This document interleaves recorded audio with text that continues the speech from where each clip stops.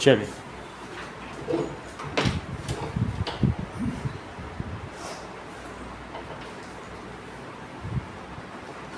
By 1920 देखो ये बताया गया कि जो अक्टूबर रिवॉल्यूशन है तो अक्टूबर 1917 में क्या हुआ, व्लादिमीर लेनिन पावर में आ गए। ओके, एंड आफ्टर दैट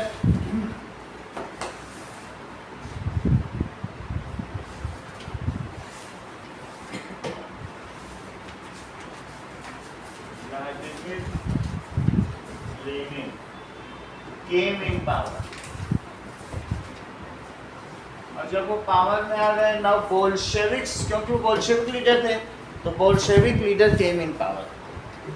तो बोल्शेविक पार्टी नाउ केम इन पावर। तो उसने क्या किया, उसने ऑप्रेसिव पॉलिसी अडॉप्ट करनी शुरू कर दी। जो रॉयल फैमिली थी और नोबल फैमिली थी उसके खिलाफ उसने क्या शुरू कर दिया, ऑप्रेसिव फैमिली। ठीक है, इट स्टार्टेड, इसने क्या किया, ऑप्रेसिव पॉलिसी। ऑप्रेसिव का मतलब समझते हो, पॉलिसी अगेंस्ट व्हाइट्स। व्हाइट्स का क्या मतलब है बोलो? व्हाइट्स का मतलब है कि दैट इज नॉबिलिटीज। ये खुद को रेड कहते थे, इन्हें क्या कहते थे बोलो? ये रेड्स थे, और जो नॉबिलिटीज थे उनको क्या कहा जाता? व्हाइट्स। तो इसने क्या किया, नॉबिलिटीज के अगेंस्ट में ऐसा शुरू कर दिया। इसकी वजह से 1920 तक बोल्शेविक ने पूरे रशियन एम्पायर को कंट्रोल कर लिया था। ठीक है, और इसके बाद देखिए वहां पर एक गृह युद्ध शुरू हो गया। It is from 1920 to 1922। वहां पर क्या हो गया, इनके बीच में, रेड्स और व्हाइट्स के बीच में क्या हो गया, एक तरीके का सिविल वॉर स्टार्ट हो गया। नाउ अब देखिए 1922 civil war in Russia.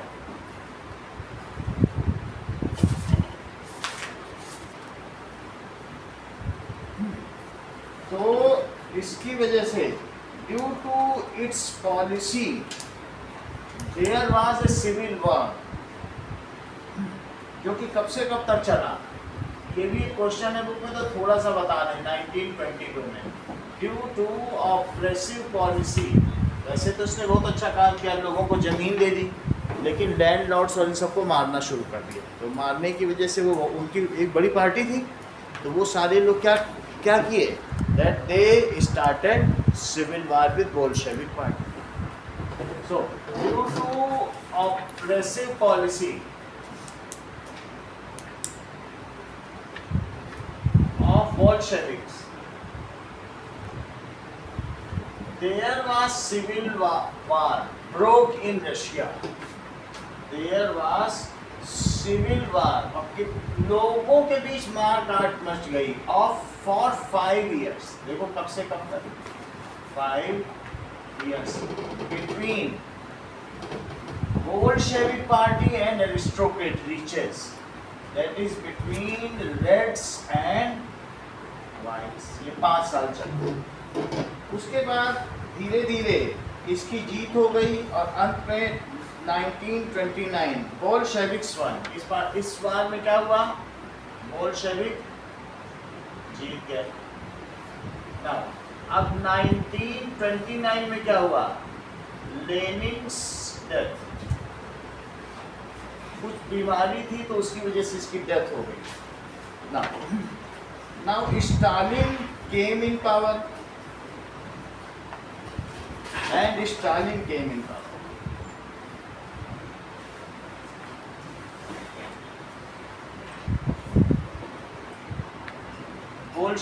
Lenin गया तो कौन पावर में आ गया, और उसने क्या किया, that he started collectivization program. 1929 से ही स्टालिन started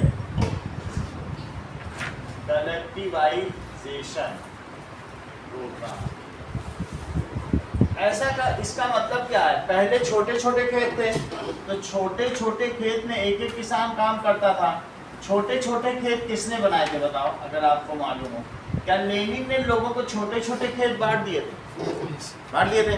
अच्छा बताओ, हर एक खेत में एक आदमी काम करेगा? क्या इतने लोग रशिया में है? रशिया तो बहुत बड़ा है, तो क्या ऐसे अगर एक एक छोटे छोटे खेत में एक एक आदमी काम करेगा तो क्या काम चल पाएगा? बहुत सारी फील्ड से तो कोई काम अच्छे से नहीं हो पाता। उसने कहा no more small fields, it will be now total single field. उसने क्या कर दिया? इस चीज को क्या कहते हैं? कॉलहोस। क्या नाम दिया इसने इसको? Collectivization program. उसने कहा ये रहे बड़े बड़े ट्रैक्टर, एक साथ चलाओ, एक साथ दो, एक साथ पूरा हार्वेस्टिंग, कंबाइन हार्वेस्टर बड़े बड़े एक ही से चलाओ, सारा हो जाएगा, एक एक को खोदो नहीं। तो उसने क्या किया बताओ? ऐसा इसलिए इसने किया क्योंकि उस समय वहाँ पर एक सबसिस्टेंस क्राइसिस हो गया था, अनाज की महामारी हो गई। तो और लोगों ने क्या करा था? इसका फ़ायदा उठाते हुए ब्लैक मार्केटिंग शुरू कर दी थी। अनाज को कहाँ रखना शुरू कर दिया था? गोडाउन्स में। तो उसने इन सब चीज़ों से बचने के लिए स्टालिन ने कठोर कदम उठाए। What are these harsh steps? उसने क्या शुरू किया? एट दैट टाइम क्या हुआ? There was shortage of grain. There was shortage of grain. और क्या हुआ था? एंड जो रिच लोग थे उन्होंने क्या करना शुरू कर दिया था? Started storing grain. उन्होंने बोला कि और अनाज की कमी होने तो जब और महंगा होगा तब बेचेंगे। लोग अनाज रिलीज नहीं कर रहे थे जिनके पास अनाज था, तो ग्रेन्स को उन्होंने रखना शुरू कर दिया चोरी चोरी, तो और कमी हो गई। इस चीज़ को क्या कहते हैं? Black marketing. And the rich started, ठीक है, ब्लैक मार्केटिंग ऑफ ग्रेन, काला बाजारी।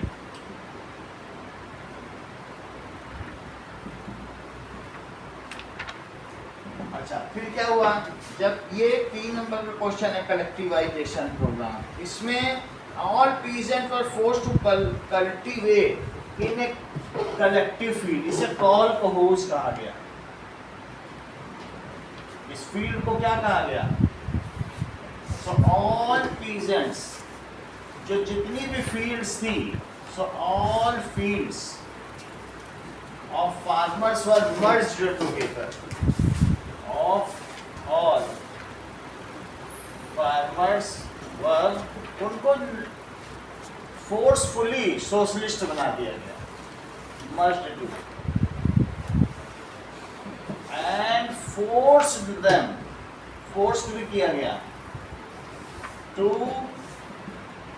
work collectively on that field, collectively, ठीक है, on that field is called कॉलहोस।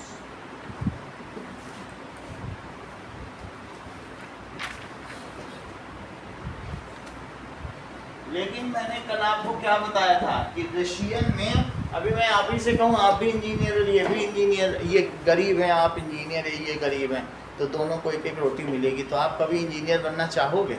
ये अच्छे, तो जब सबसे कहा जाए इस पर खेती करनी, बोलो कोई मन से करेगा? कहेंगे जो मिलेगा तो बट ही जाएगा, कोई मन से काम करेगा? So his program of collectivization was unsuccessful, कोई काम ही नहीं कर रहा था। सोशलिज्म ऐसे चलता है क्या कि सबको बराबर दोगे? कोई नहीं चाहेगा, सबके अपने एस्पिरेशंस होते हैं, तो सही रहेगा क्या? लोग करते ही नहीं थे काम। सो एक तो उनकी ज़मीन तुमने ले ली, अब बोलो साथ में करो, कोई करेगा? अकेले तो वो कर भी ले अपनी अपनी ज़मीन पे। सो दिस, ये जो इसका प्लान था कलेक्टिवाइजेशन, द कलेक्टिवाइजेशन, तो क्वेश्चन आता है 3 नंबर या 4 नंबर का, why the collectivization program. Lenin के बाद कौन आया 1929 में? That is Stalin. और स्टालिन का ये जो खेतों की चकबंदी का ये प्रोग्राम था, ये फेल रहा ना। बट फार्मर्स ने क्या किया बोलो? वर अनविलिंग, वो सही तरीके से काम ही नहीं कर रहे थे, अनविलिंग टू वर्क टुगेदर, और इस वजह से सो कलेक्टिवाइजेशन प्रोग्राम ऑफ स्टालिन, बहुत बड़ा था, पूरे रशिया में किया गया, ऑफ स्टालिन। स्टालिन खुद भी बोल्शेविक पार्टी का था। Stalin was a leader of Bolshevik party. जो कॉल फोर्स में प्रॉफिट होता वो शेयर कर लिया जाता, but that is peasants did not want this. अब जरा देखिए आगे 1930 में क्या हुआ, जब लोगों ने ये किया आफ्टर फेल्योर ऑफ, इसकी वजह से failure of collectivization programme,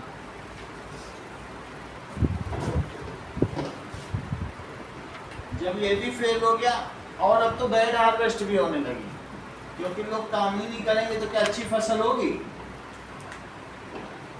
harvest, Russia में भुखमरी आ गई, भाई काम नहीं करेगा खेत में तो कोई अनाज उगेगा क्या। सो अब क्या हुआ बताइए, अगले ही साल से क्या आ गई, अनाज ही नहीं हुआ। सो बैड हार्वेस्ट हुई, it led to there were shortage of grain. तो इस चीज को क्या कहते हैं कि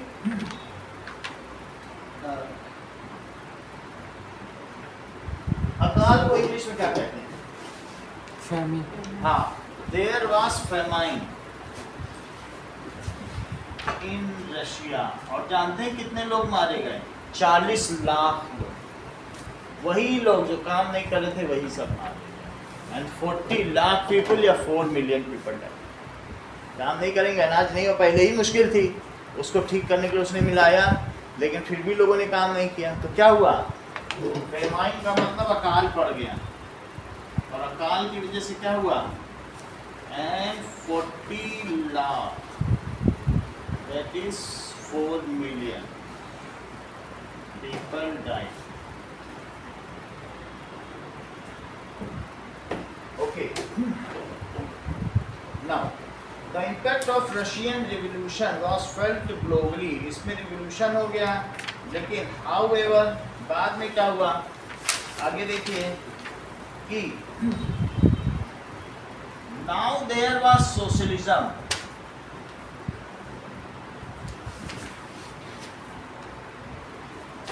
इन रशिया, जो रशिया में रिवोल्यूशन हुआ, बट क्या यूरोपियन कंट्री इससे इंप्रेस हुए, but no other country inspired from socialism of Russia. उसको अच्छा नहीं लगा ये कोई किसी को, बट नो अदर कंट्री, चाहे वो यूरोपियन कंट्री हो या और कोई कंट्री, और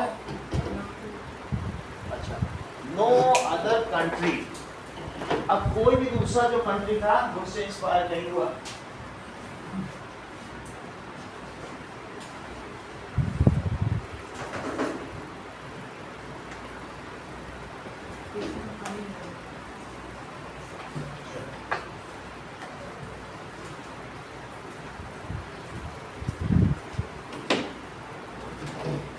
no other country of world was inspired by, कोई भी नहीं हुआ। और फाइनली जो यूएसएसआर था, इसको क्या कहा गया था, यूनाइटेड सोशलिस्ट, ठीक है, यूनियन ऑफ रशिया। यूएसएसआर का देखते हैं,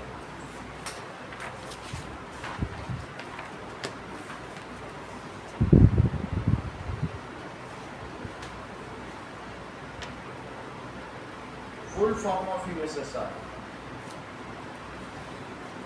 Union of Soviet Socialist Republic. So लिखा है, so finally USSR split, ये कई देशों में भी टूट गया, ठीक है, many countries, USSR. So that is Union of Soviet Socialist Republic. USSR split in how many countries? इसके 15 इंडिपेंडेंट कंट्री हुए थे।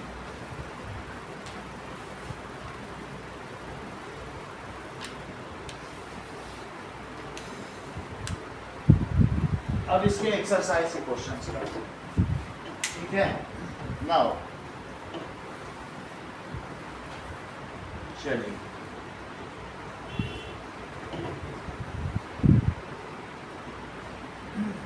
कुछ वहां पर लोग थे, उनके जरा सम डेफिनेशंस देखो। वहां लिबरल थे। लिबरल क्या चाहते थे वो लोग? अब ये सब चीजें आएंगी। सो दैट लिबरल चाहते थे who want more social and economic freedom। जो भी पीपल ऐसे हों who want, उनको बहुत सारी सोशल फ्रीडम चाहिए और इकोनॉमिक फ्रीडम। इवन वो चाहते हैं कि एक कंट्री से दूसरे कंट्री में भी व्यापार कर सकें, कोई टैक्स कुछ भी एक्साइज ड्यूटी ना लगे, उनको कहते हैं लिबरल। ऐसे बहुत सारे लोग वहाँ थे फ्रीडम। तो लिबरल्स ने भी अपना कुछ किया। रेडिकल कौन थे वहाँ पर रशिया में? रेडिकल्स जो एक्सट्रीमिस्ट होते हैं, ठीक है। So these are hard core revolutionist. ये कुछ एक्सट्रीमिस्ट होते हैं, हार्ड कोर रिवॉल्यूशनिस्ट, ठीक है। Inspired by some ideology. हमें मालूम नहीं है कौन सी आइडियोलॉजी, हो सकता है वो इस्लामिक भी हो सकते हैं या क्रिश्चियन भी हो सकते हैं, लेकिन वो जिस चीज के पीछे पड़ गए ना रेडिकल, फिर उसके लिए मार काट मचा देंगे। हार्ड कोर है रेडिकल, अतिवादी। इसको क्या कहते हैं? इनको कहते हैं उदारवादी। लिबरल्स को क्या कहेंगे बताइए? उदारवादी। और इनको क्या कहेंगे? अतिवादी। सो हार्ड कोर रिवोल्यूशन, ठीक है। इंस्पायर्ड बाय या फॉलोअर सम आइडियोलॉजी।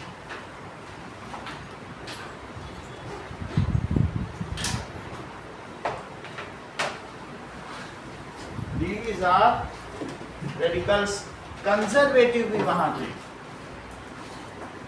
कंजर्वेटिव का क्या मतलब होता है? रूढ़िवादी। ये क्या करते थे?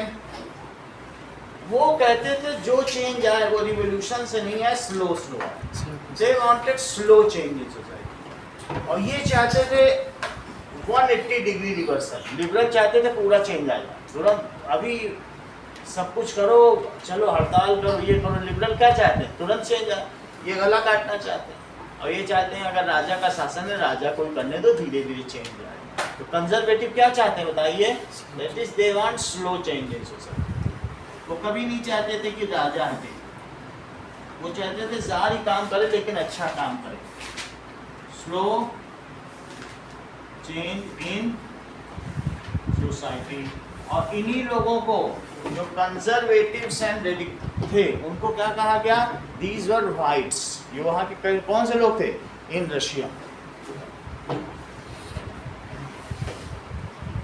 These were called whites in Russia। ये बहुत रिच पीपल थे। अब अगला देखिए,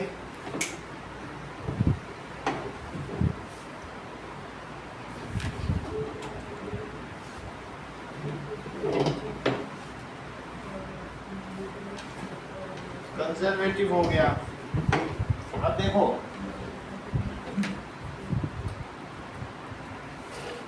रशिया में एक और चीज हुई, दैट इज सफ्रेगेट मूवमेंट। इसका क्या मतलब है? सफ्रेज जानते हो आप? सफ्रेज का मतलब है वोटिंग राइट। तो दैट इज सफ्रेगेट मूवमेंट हुआ वहां पर रशिया में। A movement for giving voting rights to women.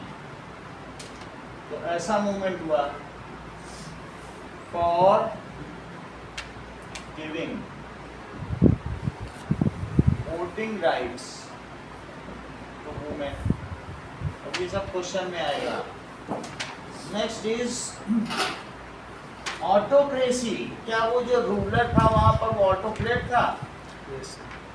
Autocracy that is a system of government one person, if one person in government has all power, ऐसा था,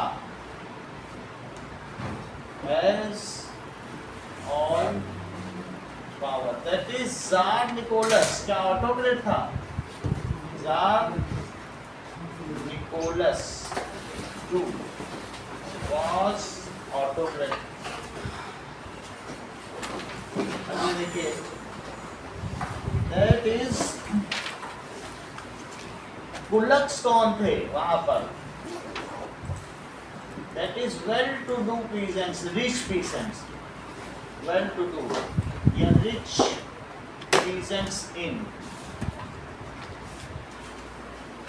Russia. उन्हें क्या माना जाता था? कुलक्स। कॉलखोज क्या था?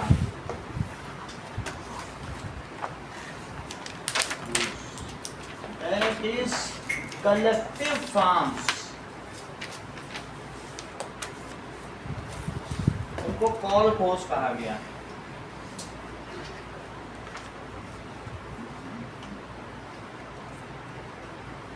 ओके, नोमैडिज्म क्या है? That is ये लाइफ स्टाइल वहाँ की थी। That is nomadism का मतलब the people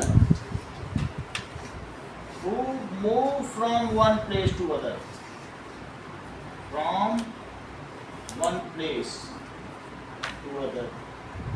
Most of the society जो रशिया की थी वो कैसी थी? Most of the farmers of Russia, तो इसीलिए उसने कहा कि एक जगह ठहर के काम करो, वॉज नोमैडिक।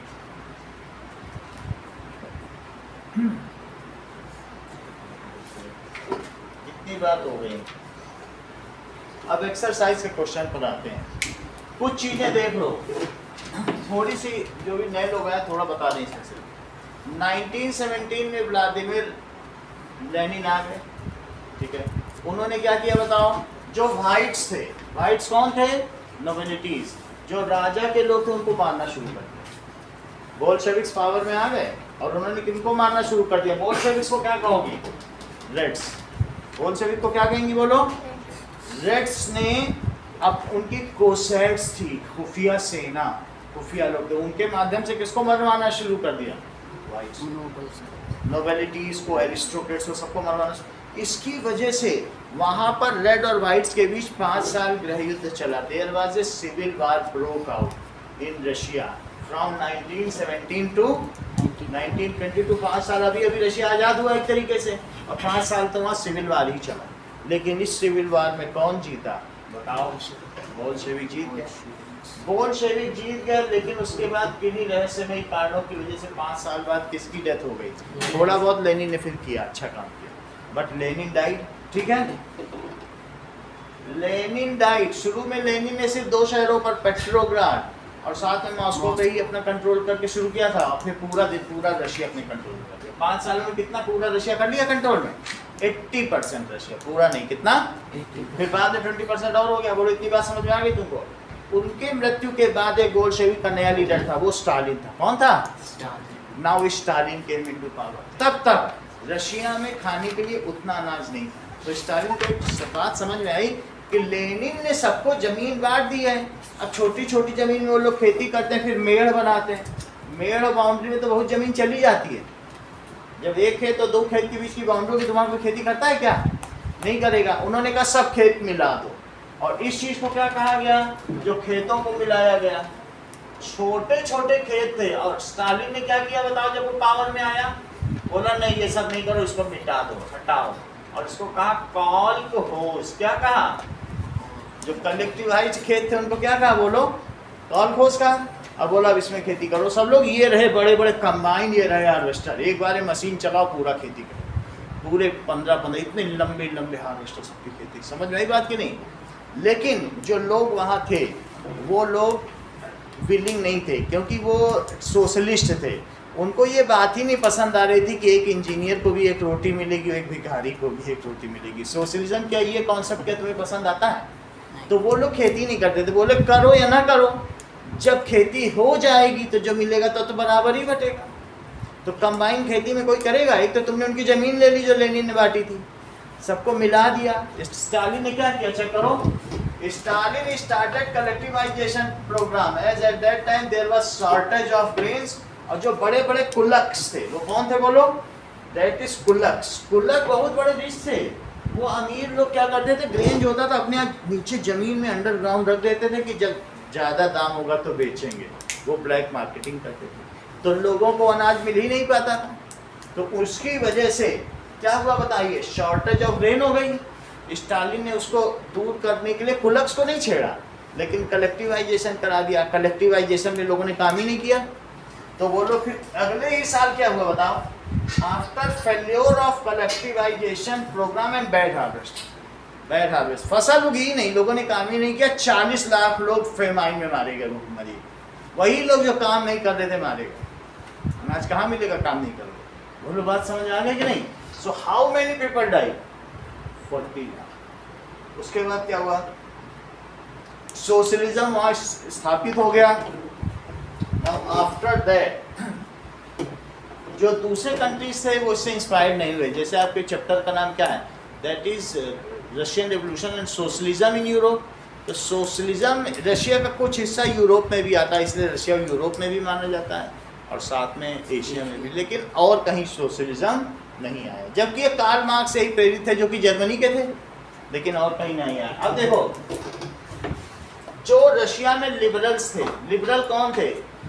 जो चाहते थे हमको सब कुछ दे दो, फिर चाहे देश की सीमा रहे या ना रहे, हमारा देश कोई ले जाए, हमारी आज़ादी सबसे महत्वपूर्ण। उसको कहते हैं उदारवादी। उदारवादी का मतलब है वी वांट ऑल राइट्स। उसको क्या कहेंगे?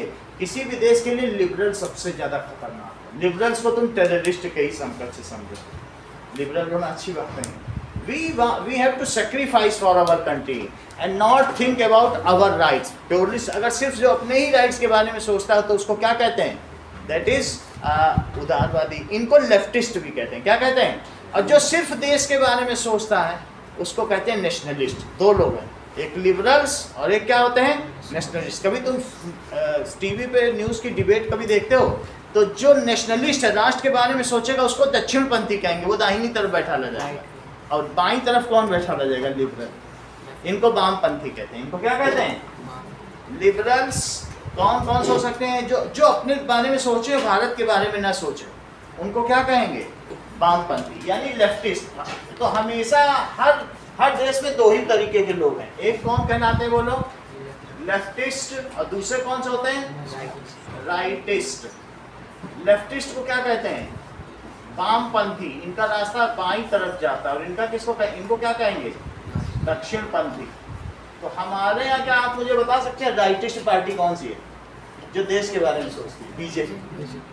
और जो अपने बारे में सोचे तो वो कांग्रेस हो सकती है, या कम्युनिस्ट पार्टी सीपीआई हो सकती है, हो सकती है। तो और भी कुछ भी हो सकती है, समाजवादी पार्टी एसपी हो सकती है। ये लोग वामपंथी हैं। ये लोग चाइना के साथ, जैसे तुमने देखा था राहुल गांधी ने गुपचुप तरीके से एमओयू साइन कर दिया, पता ही नहीं चला कि वो क्या साइन करके है। फिर बाद में पता चला जो वहाँ पर महाराष्ट्र की थोरियम थी वो 2 रुपए बोरी बेच के आ गए। अपने यहाँ की थोरियम, हम यहाँ पर यूरेनियम के लिए हमारे पास था ही नहीं, हम कहीं ऑस्ट्रेलिया के पास जाना है, वो हम अपने यहाँ का कंसाइनमेंट वहाँ भेजते हैं। हमारा फायदा हो, देश का चाहे बेड़ा गर्क। उनको कहते हैं वामपंथी। हर देश में यही है, अमेरिका में भी। और इन दोनों, यही 2 पार्टियों की इनमें झगड़ा चलता है। तो जिसको अपने अधिकार चाहिए वो इनको वोट देगा, जिसको देश के लिए सेक्रीफाइस चाहिए वो ये। तो 2 लोग होते हैं।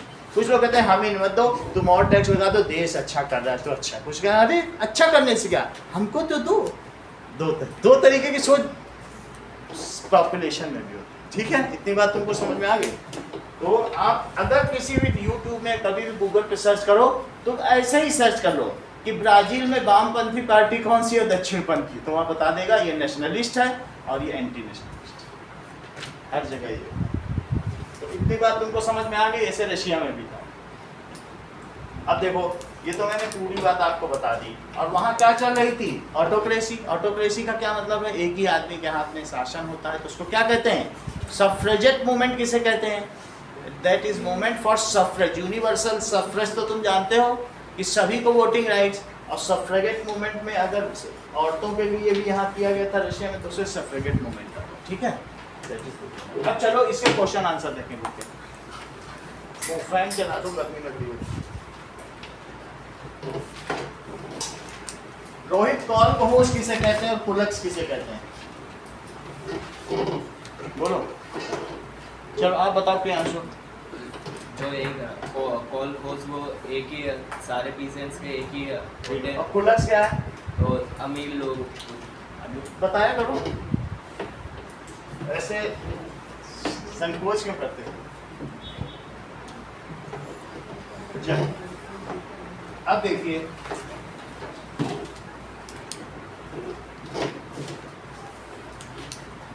नाउ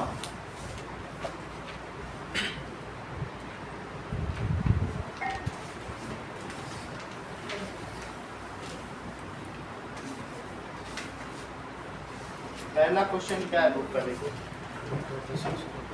क्या है, व्हाट वर द सोशल। अच्छा यहाँ से सुनो।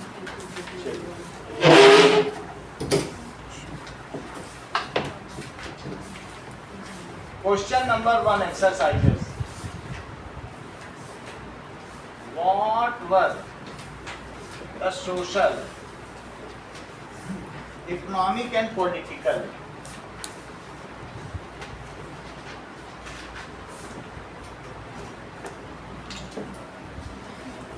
condition in Russia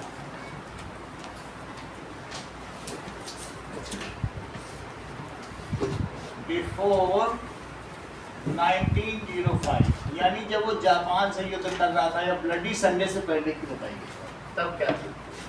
तो लिखिए, द सोशल इकोनॉमिक, ना सामाजिक दशा ठीक थी, ना ये और पॉलिटिकल, ना राजनैतिक। Condition of Russia was not sound या नॉट गुड, अच्छी नहीं थी। जैसे कि सोशल कंडीशन,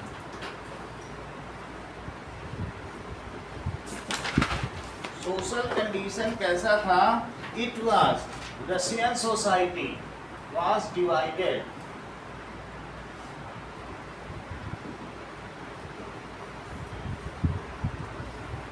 इनटू 3 कैटेगरीज। कौन सी क्लास थी?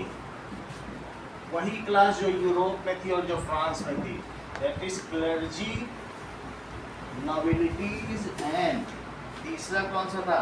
पीजेंट्स।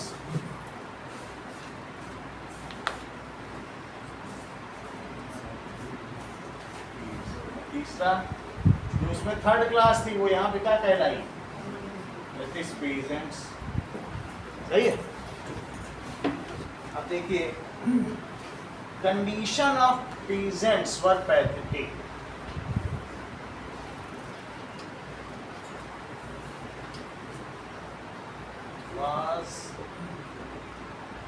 बहुत दयनीय थी। पैथेटिक भी लिख सकते हो, क्रिटिकल भी लिख सकते हो। इसको दयनीय कहते हैं और क्रिटिकल का मतलब बहुत अच्छी नहीं। ठीक है ना? ये क्या करते थे? They cultivate on lands of, उनकी खुद की जमीन नहीं थी। They do not have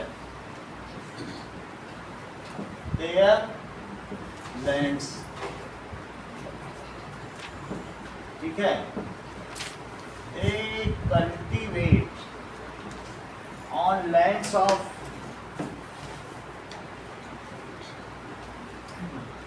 clergy, that is first and second class.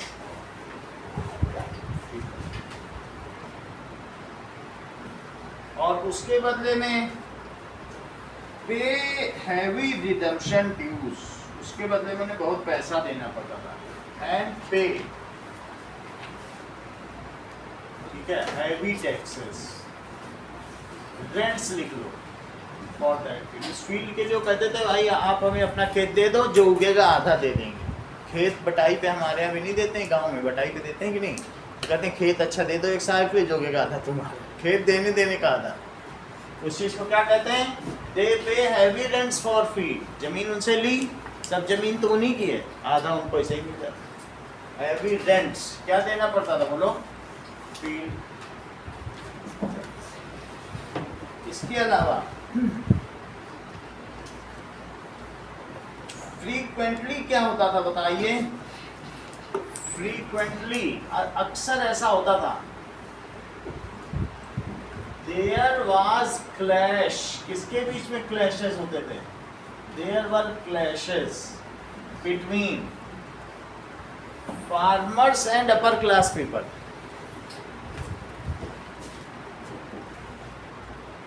Farmers and upper class people, because जो फार्मर्स थे या पीजेंट्स थे वो क्या करते थे?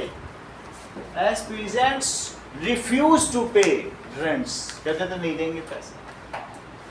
एज अब कई बार तो ये भी करते थे पीजेंट्स मार भी डालते। एज क्यों ऐसा करते थे? As peasants refuse to pay rents. ठीक है, तो ये बात हो गई। दे इवन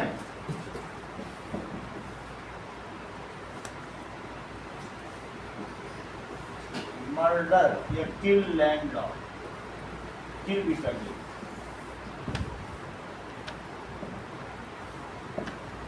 ये सोशल कंडीशन। इकोनॉमिक कंडीशन कैसे थी?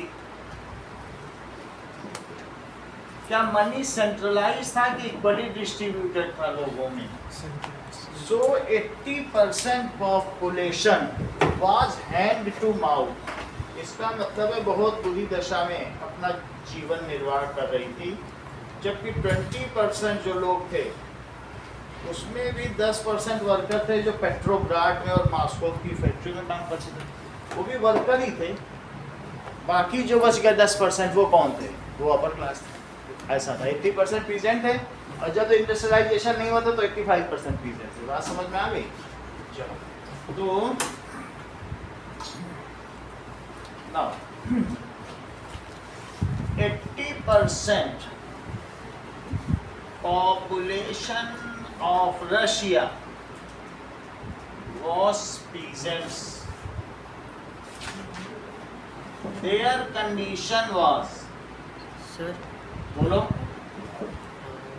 इसमें हम लोग मतलब पुराने हिस्ट्री की बात हो रही है तो रशिया इसमें यूएसएसआर लिख सकते हैं या तो रशिया की जगह? नहीं लिख सकते। तो मतलब पर्टिकुलर रशिया में ही हुआ था ना, मतलब वो जब इन्होंने नाम दिया, लेनिन ने यूएसएसआर, जितना जीतते गए तब उन्हें यूएसएसआर नाम दिया। उसके पहले ये 1917 में नाम दिया, और फिर उसके बाद 1980 में अमेरिका ने साजिश करके तोड़ दिए। अमेरिका ने तोड़ा इसको और 19 कंट्रीज में तोड़ दिया। Thank you. अब ये फिर यूक्रेन से वार कर रहा है कि हमें वापस मिल जाए। बुल्गारिया, यूक्रेन, बेलारूस सबको मिलाना चाहता है। तुर्कमेनिस्तान, उज़्बेकिस्तान, ये सब इसी के ही तो हैं। ठीक है, आर्मेनिया, अज़रबैजान, किसके देश हैं? रशिया के। तो अब उस समय देयर कंडीशन कैसी थी बताइए? Hand to mouth. कैसी कंडीशन? हाँ बोलो। देयर कंडीशन, उनकी कंडीशन कैसी थी? Frequently there were clashes. उनके बीच में क्या होता था? झगड़े। क्लैश का क्या मतलब होता है? झगड़ा। अब जरा देखो, condition was hand to mouth. Hand to mouth बस ऐसी कंडीशन थी कि हाथ में है तो बस खा लो, उससे ज्यादा वो नहीं सोचते थे, जो हाथ में है खा लो बस। Hand to mouth. एंड और क्या था? There were few industries in Petrograd and Moscow. बस दो ही जगह इंडस्ट्री थी। इंडस्ट्रियल एरिया, क्यों ऐसा लिख रहा हूँ? क्योंकि इकोनॉमिक के बारे में पूछा था। Industrial area was confined. जबकि पूरे यूरोप में सब जगह इंडस्ट्रीज थी, लेकिन रशिया में क्या थी? बस दो जगह, टू सिटीज। कौन कौन सी? दैट इज पेट्रोग्राड एंड जिसको लेटर इसको क्या नाम दिया गया बोलो, सेंट पीटर्सबर्ग।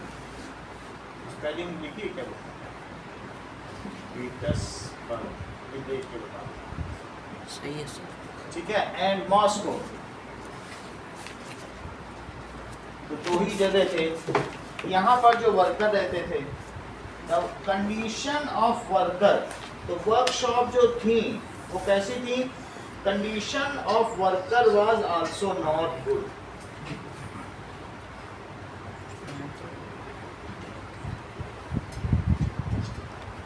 ऑल्सो दो तरीके के वर्कर थे, कौन कौन से थे, एक तो क्राफ्ट्समैन थे और दूसरे कौन से थे, in factory. There were two types of workers, एक लेबर थे और जो बहुत स्किल काम करते थे उनको क्राफ्ट्समैन कहते। There were two types of group, कौन कौन से काम करते थे,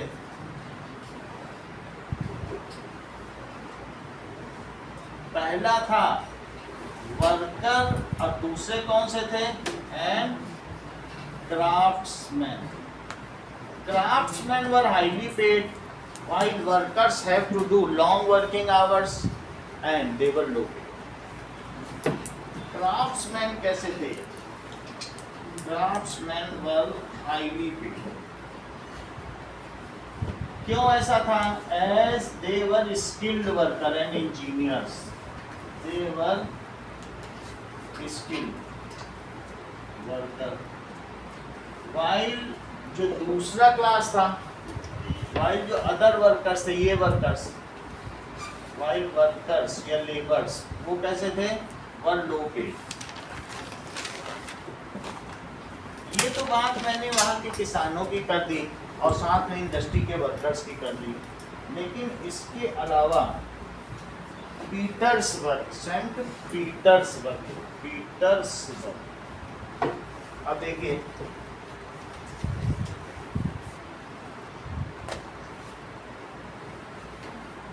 life of workers was miserable. They don't have any political right. There were long working hours और इस तरीके से they have to work in unhygienic and hazardous condition. Life of ये सारा लिखना पड़ेगा क्योंकि ये रशियन रिवॉल्यूशन से जुड़ा है। Life of workers was miserable, तो बहुत मिजरेबल थी। It was miserable. They have to work for long working hours. They had to work for long working hours. ये सारी चीजें। However, the first and second class was rich and holding 90% of the land of Russia. 90% people were holding 10% land of Russia and 10% of people were holding 90% land of Russia. सही है? तो first and second class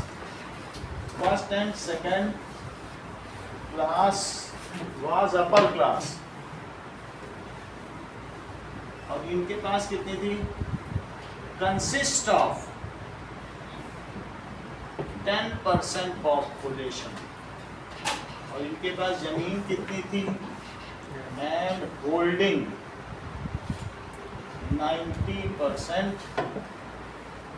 इन्हीं से लेकर के ही तो rent पे लोग ले जाते थे, खेती करते थे। Land of Russia. It was rich, this ये क्लास कैसा था, रिच था। अब देखो ये क्वेश्चन इंपॉर्टेंट है। तीसरा है पॉलिटिकल कंडीशन कैसी थी उस समय की। सामाजिक दशा आपने देख ली, आर्थिक दशा देख ली, अब आप देखेंगे कि उस समय की राजनीतिक दशा क्या थी। What was the political condition Russia before Bloody Sunday? That is political condition. तो उस समय there was a rule of और सार रिपोर्टर्स, जो कि ऑटोक्रेट था। अगर उसने एक पेड़ यहाँ लगाया है तो उसको गार्डिंग करने के लिए 200 गार्ड खड़े रहेंगे, कोई तोड़ ना दे, और पेड़ के जाते ही उनको मार दिया जाएगा। इतनी बुरी दशा थी, जार का ऐसा रूप। इवन जापान ने जब आक्रमण किया तो वहाँ के लोग इतने तरस थे, खाली जगह छोड़ दी, आइए आइए हमारे राजा को मार। उसके राजा को भी लोगों ने मारा, और जिन्होंने आइए आइए कहा था उन सब को भी गन्ने की मशीन में डाल डाल के निकाला। और जितनी औरतें थी सब रशिया के, सबको ब्रॉथल्स में, वेश्यालयों में डाल दिया। मतलब उनको सबको वेश्या बना दिया। इतनी बुरी दशा कर दी, ऐसी यातनाएं दी गई, अगर यूट्यूब में देखो मिलिट्री कमांडर्स को, ऐसी तो हिटलर ने या किसी मुगल औरंगजेब ने नहीं दी होगी। दुनिया इतनी त्रस्त हो गई, अमेरिका ने उस पर हिरोशिमा नागासाकी वाला बम दागा और बोला तुम सेना नहीं रखोगे, तुमसे ज़्यादा क्रूर और गंदे लोग कोई नहीं है, आज तक जापान की सेना ही नहीं। बोले तुम्हारे सैनिक कितने क्रूर, ये अमानवीय, इनह्यूमन, क्या बोला गया उनको। आज जापान की कोई सेना है, कहता हम सुरक्षा करेंगे, तुमको रखने के लिए। तो आप जापान की हिस्ट्री समझेंगे, अच्छे लोग नहीं है, ऐसे सुनने में लगता है बड़े अच्छे जापानी हैं, लेकिन आगे देखिए पॉलिटिकल कंडीशन देखिए। That is Russia eight that time किसके अंडर में था बोलो, वॉज इन ऑटोक्रेसी। ऑटोक्रेसी का मतलब, क्रेसी का मतलब रूल और ऑटो का मतलब स्वेच्छाचारी। Autocracy under tsar Nicholas. जैसे लुई का मतलब राजा, वैसे जार का मतलब राजा होता है। सो निकोलस II। और वो कैसा था, तो इसको था, ही believe that he has all divine rights of king. वो कहता था मुझको सारे अथॉरिटीज जीसस क्राइस्ट ने दिया। ही बिलीव दैट, क्यों, क्योंकि जो क्लर्जी थे, क्लर्जी से अपने सर पे हाथ रखवा लेता था और कहता था लोगों से, क्लर्जी लोगों से कहते थे ये तुम्हारा राजा, इसको जीसस क्राइस्ट ने भेजा है, भगवान ने भेजा है। और उनसे ये कहलवा के बोला ठीक है क्लर्जी जाओ, तुम्हारे लिए और जमीन दी जाओ। हर दूसरे दिन यही कहलवाता। अब क्लर्जी को तो कोई सब लोग मानते ही थे, संत और पादरी को कौन नहीं मानेगा, फादर को। उनसे कहलवा लेता था कि मैं राजा हूँ, मैं ईश्वर का अवतार हूँ, बस।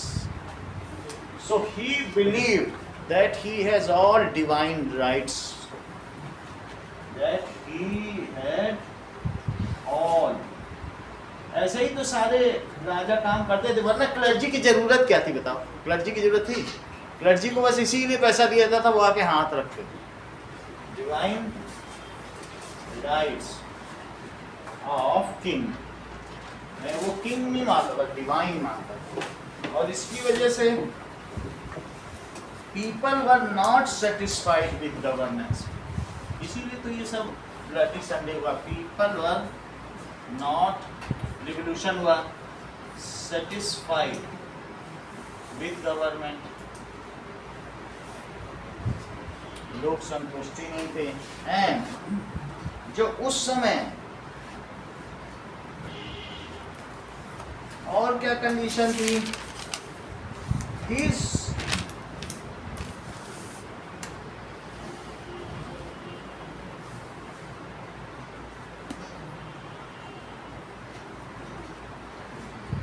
उस समय वहाँ पर कैथोलिक थे, प्रोटेस्टेंट थे और मुस्लिम और बुद्धिस्ट थे।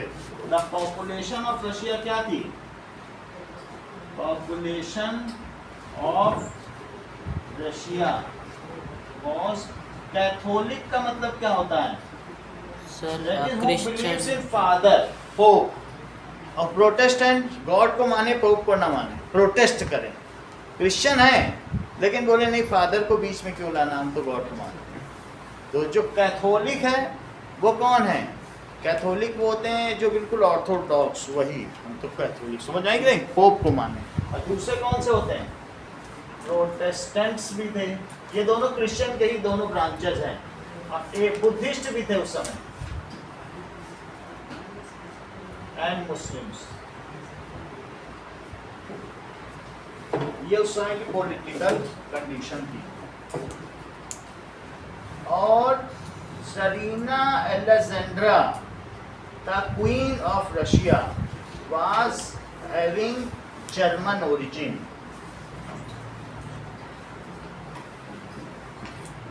अलेक्जेंडर, उसको भी बहुत सारी पावर थी, ठीक है। That is the queen of Russia, was of German origin.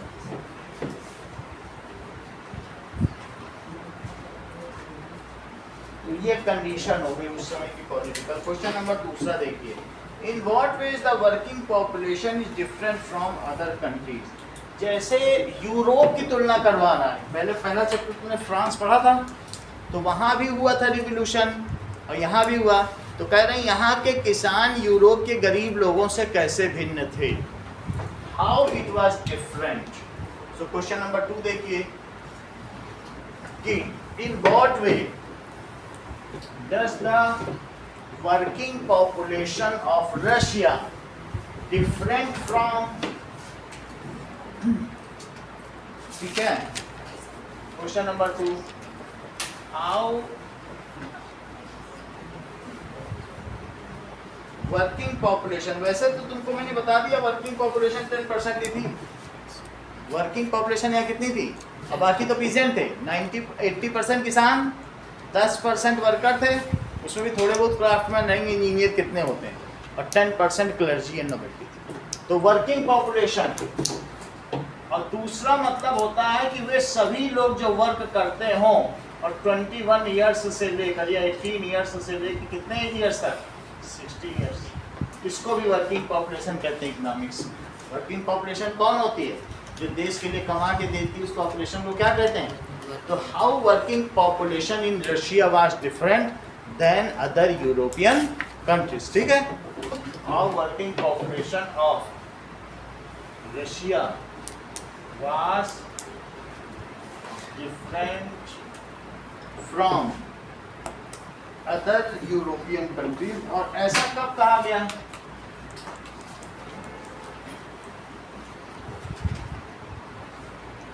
European countries, और कब कहा गया, इन 1970। 1870 तक सारे जो यूरोप था पूरा आजाद हो चुका किंग से, ये फ्री हो चुका था, किससे, अपनी अपनी मोनार्की से। अगर आप देखो तो ये कितना लेट था बताओ, और हम कितना लेट थे। वास्तव में हमने भी मोनार्की से तो आज़ादी हमने भी पा ली थी, बहादुर शाह जफर से, हमने भी कब पा ली थी बताओ, 1857 में पा ली थी, लेकिन उससे सत्ता किसके हाथ में चली गई, ईस्ट इंडिया कंपनी के हाथ में चली गई, और फिर उसके बाद किसके चली गई, पहले गवर्नर जनरल ऑफ इंडिया होते थे, फिर वायसराय होते थे। तो लेकिन रशिया ने कब पाई बोलो डेमोक्रेसी, 1917 में तो जार हटा। तो समझो कह रहा है कि यूरोपियन कंट्री से कैसे डिफरेंट थी, कब की बात, 1917 में कैसे डिफरेंट, इस ईयर में दोनों की तुलना करो, ईयर भी देखना पड़ेगा ना, 1905 नहीं बोल रहा है, कह रहा 1917, 12 साल बाद की बात है। चलो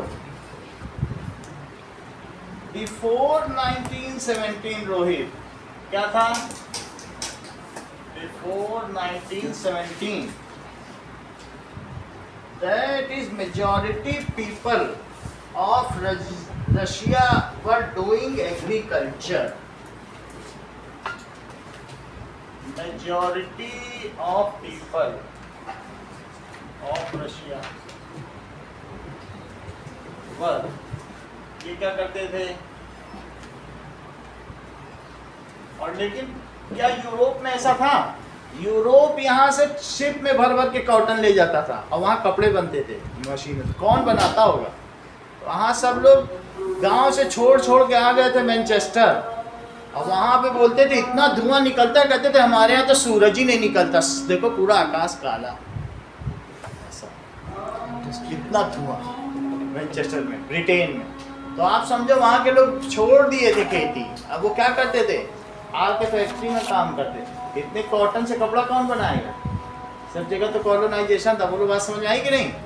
तो यहाँ पे जबकि उस समय क्या था, लोग एग्रीकल्चर, 80% मेजॉरिटी ऑफ पीपल का मतलब है 85% population, 85% population of Russia at that time were peasant. At that time was peasant.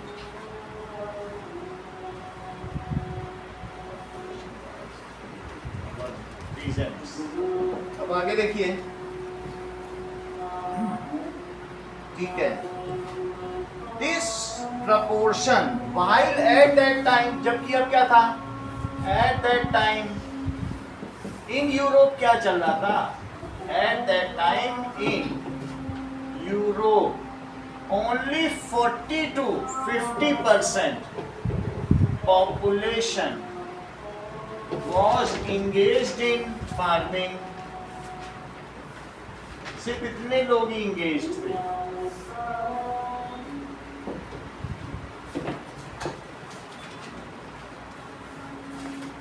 जबकि दूसरे क्या किए थे, so other made a move to city in and settled in factory, मतलब यही हुआ होगा ना, वर्क इन फैक्ट्री. तो and rest of them were working in factory. इतना ही 50% उनको भी ले लो. 50% पॉपुलेशन ऑफ यूरोप कैसी थी, यूरोप माइग्रेटेड टू, कहाँ माइग्रेट कर गई थी, माइग्रेटेड टू सिटी चली गई थी या कंट्री साइड. जैसे जोधपुर के बाहर, हर शहर के बाहर में एक इंडस्ट्रियल एरिया होता है, तुम्हें मालूम है कि नहीं. इंडस्ट्री यहाँ थोड़ी बताई जाएगी, लोगों के बीच फैक्ट्री बना दोगे तो जिएंगे कैसे. जहाँ शहर खत्म होता है वहाँ फैक्ट्री. तो या तो वो सिटी में आ गए थे या सिटी में रहते भी होंगे तो काम करने जाते थे इंडस्ट्रियल एरिया में. हर शहर, भारत में भी सभी शहर में ऐसा ही. अगर तुम्हें इंडस्ट्रियल एरिया जाना है, जोधपुर का जस्ट बाहर है आउटर, जैसलमेर का आउटर, जयपुर का आउटर, तो वो लोग कहाँ चले गए थे, आइदर माइग्रेटेड टू सिटी और कंट्री साइड. उस चीज़ को कंट्री साइड कहते हैं, ठीक है, कंट्री सिटी को ही कहते हैं. तो माइग्रेटेड टू सिटी और कंट्री साइड. और किसमें काम किया था, and worked in factories. Factories में किसकी, कपड़ा मिल गई सारी. अगला देखो, बिफोर की बात कर रहा है, इन नहीं लिखो, ये क्वेश्चन में बिफोर है. बिफोर कर लो, ये गलत लिख दिया मैंने, यहाँ बिफोर की बात की. अगला देखिए, इन रशिया इंडस्ट्रियलाइजेशन, क्योंकि वह राजा का शासन था, स्टार्टेड लेट. वहां पर बहुत देर में दो ही शहर ऐसे थे जहां पर ये काम किया गया था, only Saint Petersburg and Moscow. It was sent Petersburg and Moscow. कब की बात की जा रही है, इन 1900. 1900 तक सिर्फ दो ही शहर थे, जबकि ब्रिटेन, फ्रांस, जर्मनी, स्पेन, सबका शहर शहर ऐसा हो गया. ठीक है, अब ये देखिए, most of work is done manually. Mechanically नहीं होता था, कैसा होता था, मैनुअली, इन कंट्री साइड और विलेजेस. कपड़े हाथ से बनते थे अभी भी. Most of the work was done manually by artisans. जो बनाने वाले लोग थे उनको क्या कहते हैं, आर्टिजन्स या वीवर्स. इन, या तो वो कंट्री साइड में करते थे कि भाई चलो शहर में कपड़ा पहुंचाना है तो यही बगल में रह जाओ, और विलेजेस से भी करते. तीसरी चीज, रशियन पीजेंट्स. तो यहाँ पर पूछा जा रहा है कि इनमें और उनमें क्या अंतर था. तो यहाँ पर क्या स्टार्टेड लेट हुआ था, और जबकि यूरोप में क्या था. So that is industrialization in Europe was extensive. Extensive का मतलब है व्यापक रूप से फैला. और यहाँ कैसा था, थोड़ा ही था. जबकि इंडस्ट्रियलाइजेशन वाज वाइड स्प्रेड। अगर एक्सटेंसिव ना लिख सको तो क्या लिखो, that is industrialization of Europe के सभी कंट्री में, जैसे फ्रांस, स्पेन, जर्मनी, इन सभी देशों में, ब्रिटेन, क्योंकि ग्रेट ब्रिटेन और फिर उसके बाद यूके बन चुका था, वाज एक्सटेंसिव। एक्सटेंसिव भी लिख सकते हो या वाइड स्प्रेड। इनके हर देश से नदी बहती थी। अब नदी जहाँ शिप चल सके उससे बढ़िया क्या चीज होती है? सबसे सस्ता तो शिप ही होता है। अब देखिए, unlike Europe, that is Russian peasants क्या करते थे? Do not like first and second class people, even they killed him, उनको मार दिया था। जबकि ऐसा यूरोप में नहीं था, मारते नहीं थे वहाँ। यहाँ के लोग क्या करते थे? Do not respect landlords, they refused to pay rents, यहाँ रेंट होता था, they refused to pay rents of land, ठीक है। और इसके अलावा अदर मोनेरियल ड्यू, कुछ और भी मान लो किसी ने कर्जा वर्जा ले रखा है तो नहीं देते थे, मोनेरियल कहते हैं। And even killed them.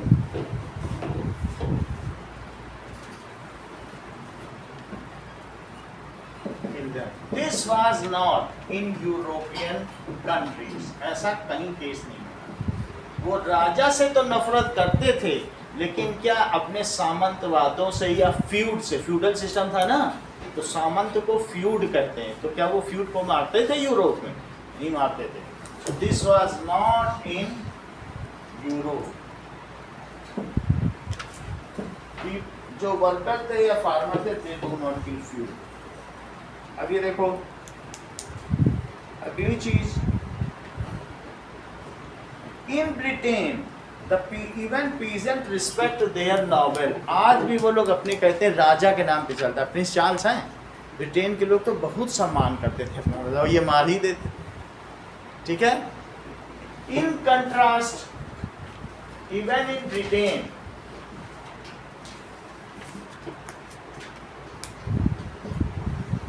people respect their king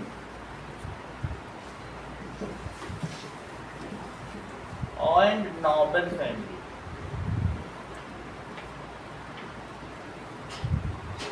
तो बिल्कुल अलग सिचुएशन थी रशिया की। रशियन पीपल कैसे थे? Russian people were natural socialist. वो खुद ही ऐसा करते थे। वहाँ सोशलिज्म अभी भी क्यों चल रहा है?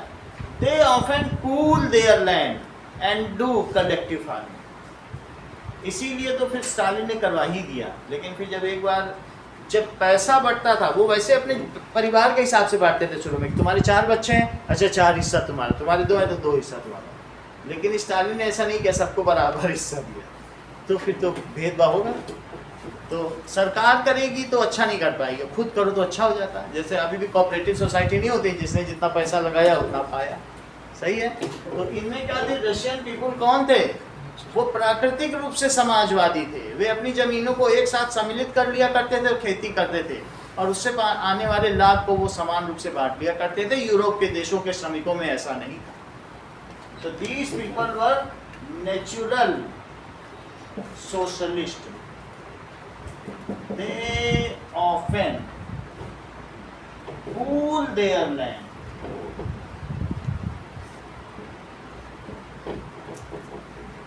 and do collective farming. Collective farming करते थे। वॉट एवर जो profit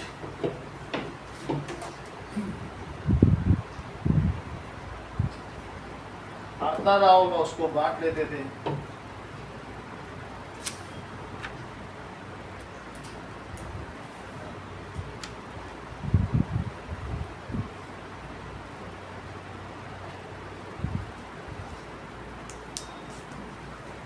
whatever profit would come,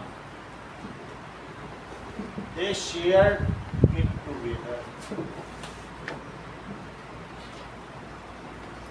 It was unlike Europe. ऐसा कहीं यूरोप में घटना नहीं देखने को मिली।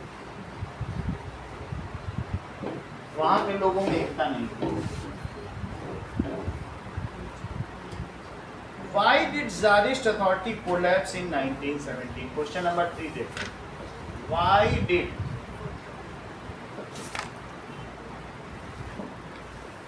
society they often pool?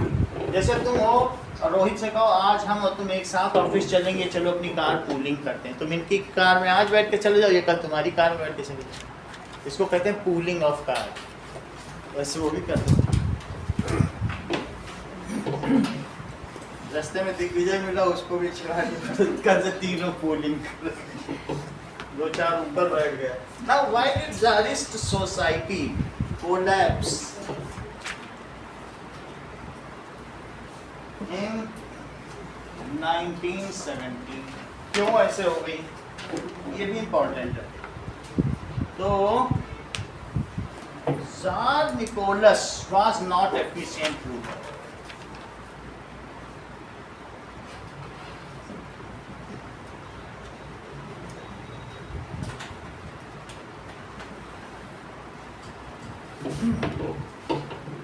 He believed that he has autocratic rights of king.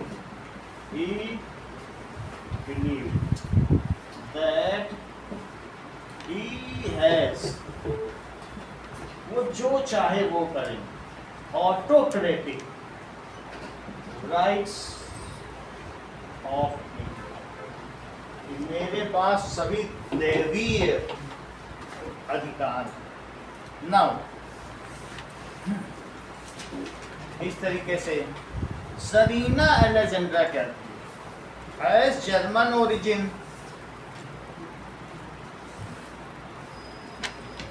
Serena Alexandra उसकी एडवाइजर भी थी। उसने अपनी वाइफ को ही अपना एलेक्जेंड्रा को एडवाइजर बनाया था।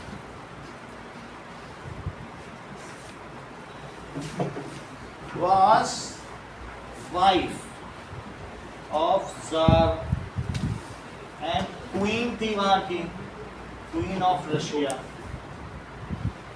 उसी ने उससे बोला जाओ जापान से युद्ध करो, जापान से हारा बोला जाओ वर्ल्ड वॉर 2 में चले जाओ। उसको भेजती रही उल्टा पुल्टा, सारा गड़बड़। She was very poor adviser. She has German origin.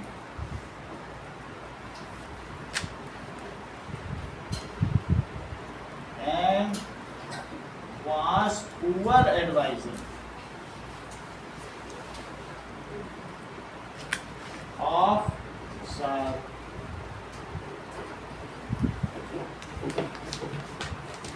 Many authorities were given in hands of Rasputin, who was also a suspicious person, जिसके शरीर से गोट की महक आया।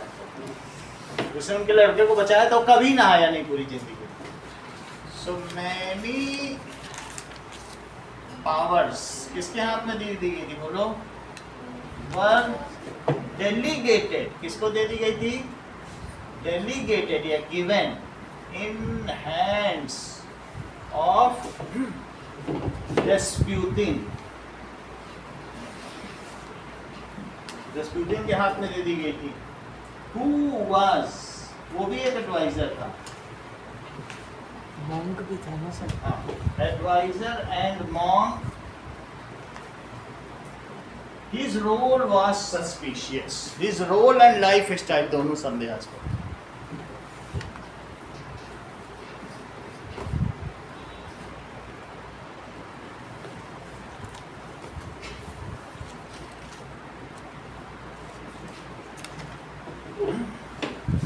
अगली चीज,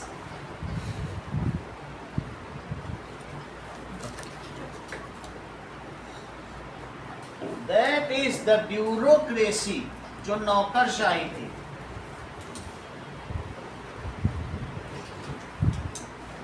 ठीक है, who were looking the official works of people नौकरशाही का मतलब तुम्हारे यहाँ भी बैंक है, ये सब है, तो वहाँ अगर कर्मचारी राजा के ही लोग बैठे रहेंगे तो क्या तुम्हारा बैंक का खाता खोलेंगे? Bureaucracy was selected on the basis of family and not selected on the basis of merit. Selection होना चाहिए ना मेरिट पे, तो बोला राजा के लड़के को बैंक में बैठा दो और रानी के लड़के को पोस्ट ऑफिस में बैठा दो, चल पाएगा? ऐसी bureaucracy. So the bureaucracy who looked after, जिन्होंने क्या देखा था बताओ?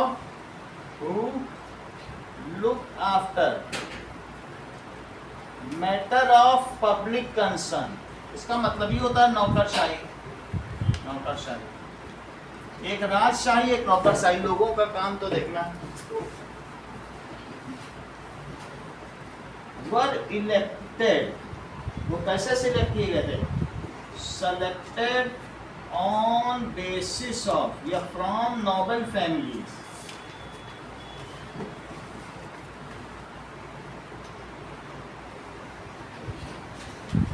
ठीक है, not on basis of merit.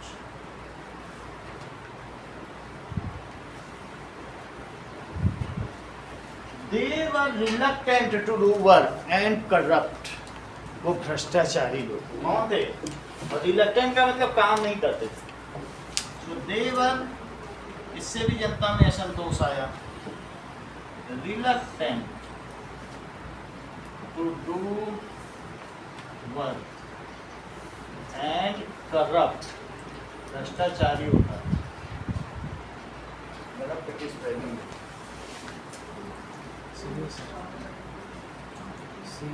सही है क्या? करप्ट, CO लिखो, ये चीज हो गई। इसके अलावा दैट इज रशियन पार्टिसिपेशन। देखो 1917 की बात कर रहा है तो जापान का युद्ध नहीं लिखेंगे। The Russian participation in World War I was disastrous. कैसा था? Most of the young soldiers died. ठीक है, और there was a situation of famine. वहाँ खाने की कमी हो गई, सब लोग मर गए। So Russian participation in World War I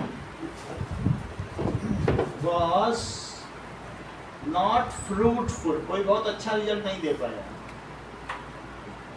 Many Russian young soldiers died.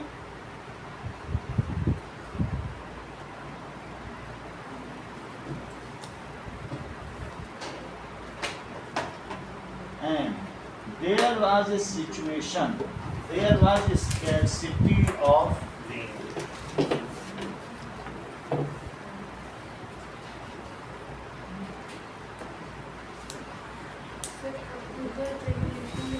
हाँ क्या? अक्टूबर रेवोल्यूशन में कुछ चीजें ऐसे हुई कि 3 चीजें हुई। एक तो बैंक नेशनलाइज कर दिए गए, दैट इज लैंड्स वर, ये आउटकम है। Lands were distributed to peasants and the world war one, Russia came out from world war. जो 3 वादे किए थे लेनिन ने वो पूरे। रशिया युद्ध से बाहर निकले तो 17 में निकले, 18 तक युद्ध चला था नवंबर तक, वो 17 में ही निकला। दूसरी चीज, बैंक जो सेठ लोगों के हाथ में है सब पैसा ले लो, नेशनलाइज करो। और तीसरी चीज, जो जमीन नॉबिलिटीज के 90% लोग के हाथ में है सबको बांट दो। ये थी सही। उसने वादा किया, यही अप्रैल थेसिस भी है। अगर अप्रैल थेसिस पूछी जाए तो भी यही लिखना। और अगर आउटकम जो उसने वादा किया अप्रैल में आया था और अक्टूबर में उसने सत्ता हथियार ली। ट्रॉट्स्की के साथ, लियोन ट्रॉट्स्की आया था ना मिलिट्री कमांडर, उससे बोला चलो नीवा नदी पे आओ, अपनी अरोरा शिप लेके तोप मारो। विंटर पैलेस पे तोप मारा, वो भाग गया केरेंस्की। सही। तो अप्रैल में आया था, अक्टूबर में उसने ये काम कर दिया। तो आपने देखा, इसके अलावा there were frequent riots in bread shop. Bakery shop में जब औरतें लाइन लगाती थी ना, 4 घंटे लगाती थी तो इतना बड़ा टुकड़ा ब्रेड का, डबल रोटी का तोड़ के देता था। फिर वो घर में जाती थी सब्जी में डुबो डुबो खाती थी। वहाँ राशनिंग घर में नहीं थी जैसे यहाँ गेहूँ खरीद लाते हो, सब गेहूँ सरकार के पास जाता था, फिर वो ब्रेड बनाती थी, ब्रेड दुकानों में आता था, सुबह 4 घंटे लाइन लगा तो वो ब्रेड तोड़कर तौल के देता था, 4 लोग हैं तो तुमको इतना ब्रेड। अब जो वहाँ नॉवेल्टीज थी वो वाइट ब्रेड खाती थी और जो गरीब लोग थे वो ब्लैक ब्रेड खाते थे, उनकी ब्रेड भी काली होती थी। ये हालत थी, जो सबसे सड़ा गेहूँ होता था ना उसकी ब्रेड खाते थे। बात सुनने देयर वर फ्रीक्वेंट राइड्स, उनको वहाँ भी ब्रेड नहीं मिलेगी तो क्या होगा बताओ, घर कैसे जाएंगे। At bread bakery shops there were frequent riots at bakery shop. अगला सवाल देखें।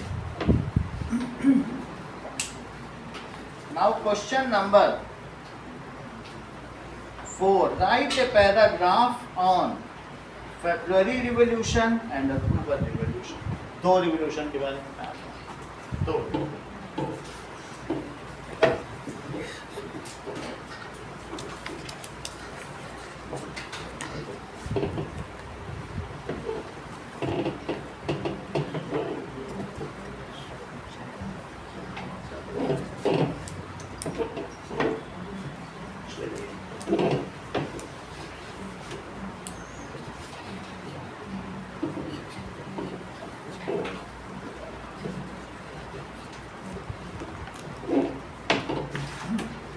देखो क्वेश्चन नंबर 4, पहले फरवरी रिवॉल्यूशन, फरवरी की क्रांति, इसने राजा को हटाया।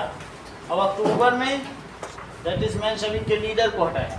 तो हुआ था कि नहीं? तो फरवरी रिवॉल्यूशन में क्या हुआ?